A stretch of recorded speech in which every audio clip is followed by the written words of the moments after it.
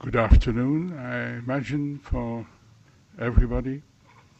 Thank you, Patricia, very much for giving me the opportunity to present a project our colleagues and myself are working for some time.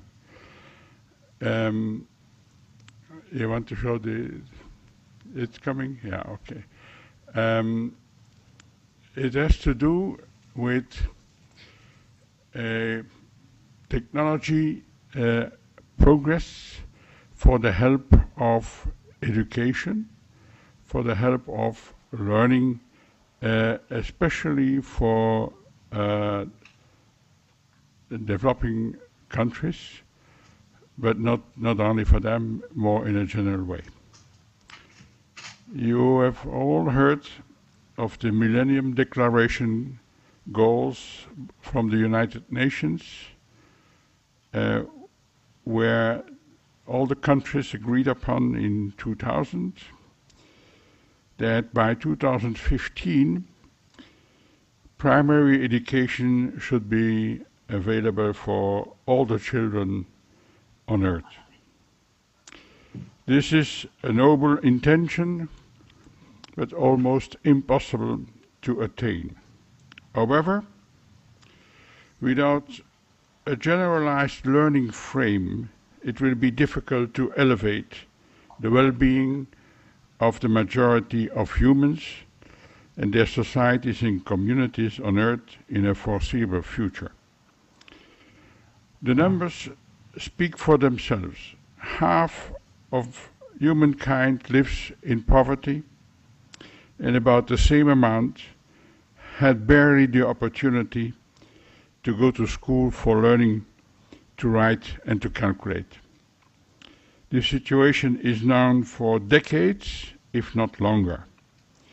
But on a large scale, nearly something has been accomplished for change.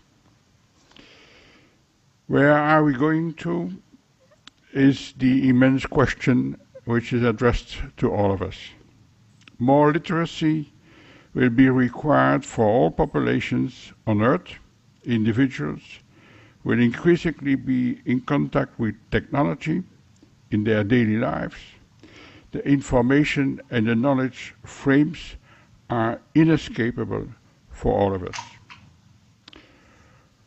Providing teaching material to children and adequate infrastructure of schools is for many countries already a burden. Not to mention the availability of teachers, which has been mentioned just ago, to keep moving the process of learning. With the perspective of fast increasing population worldwide in the next 50 years, and thereafter, the problems get a dimension never experienced before. So the question arises if technology can help in this huge process of bridging technological divide, bridging the knowledge divide, bridging the digital divide, and I should add the cultural divide as well. Yes, there is really a chance that technology can help substantially in the reduction of these divides. In fact, we all have to deal with a vicious circle. In order to learn, one has to know already a lot of things, and ICT in schools or outside of them can accelerate this process and cut the vicious circle. Recent technology initiatives and the systematic decreasing equipment costs of PCs and laptops designed for education purposes announce a new era. I give three points.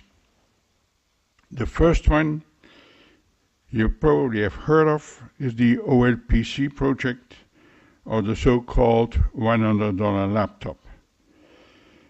It is the most promising example of innovation of technology for education.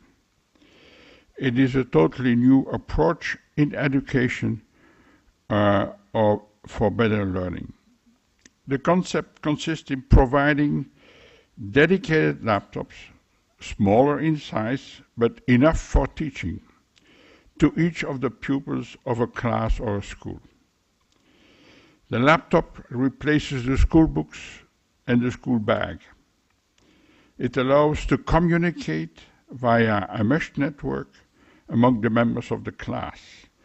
It can be taken home for further use and learning.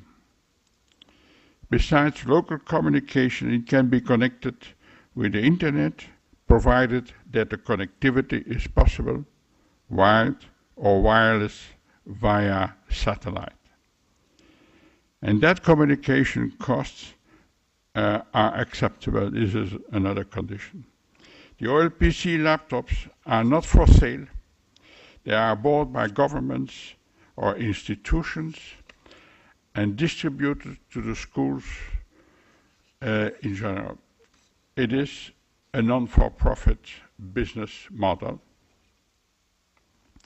The second is that commercial available technology. Technology innovation will decrease the cost price each time the number of increases substantially. The numbers are in the millions, comparable to with the cell phones worldwide. Finally, these low costs are available today on a commercial basis, especially for manufacturers in Taiwan. The worldwide digital divide, which was seen as a major topic at the World Summit on the Information Society in Geneva in Tunis in 2003 and 2005, and regarded as extremely difficult to overcome due to the very high investment costs, is getting now new perspectives with the avenue of low-cost solutions. Third, low-cost devices for satellite communications are now also available, opening the access to anyone in remote and rural places. This is completely new, and I have other slides. I hope I can show them later on. All this is not the final solution. It remains the major issue of didactic content. The transfer of existing school books on a computer shows little added value. Much more can be done and should be done.